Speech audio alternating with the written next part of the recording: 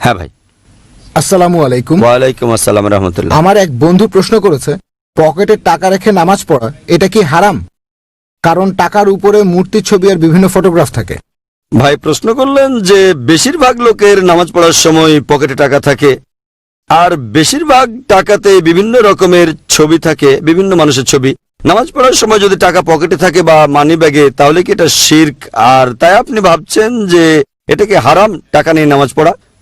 কোন মূর্তির সামনে সেজদা করা হারাম। যদি টাকাটা রাখেন আপনার মাথার সামনে, তারপর সেজদা করেন, হারাম। টাকাটা বুকের কাছে রেখে নামাজ পড়লে এটা হারাম। কিন্তু যদি রাখেন পকেটে, রাখছেন পেছনের পকেটে, তবে শুধু নিয়তটাই সব নয়। আপনি টাকাটা রাখলেন মাথার সামনে আর বললেন আমার নিয়ত কিন্তু পূজা করা না, তাহলে সেটাও কিন্তু হারাম। বলছেন মূর্তিকে সেজদা করা আমার নিয়ত না, তারপরে সেজদা করছেন, সেটা হারাম।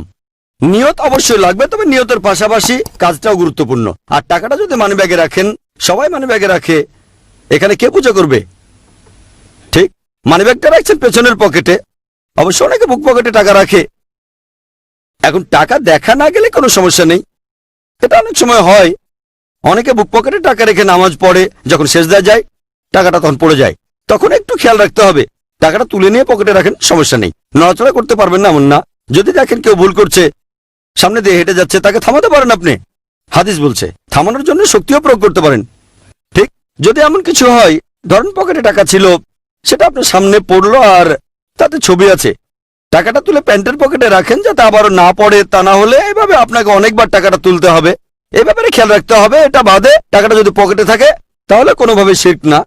পকেটে টাকা রেখে নামাজ পড়তে পারেন। যদি টাকাটা দেখা না যায়, সামনে না থাকে, তাহলে সমস্যা নেই। টাকাটা না দেখা গেলে কোনো সমস্যা নেই। আশা করি উত্তরটা পেয়েছেন।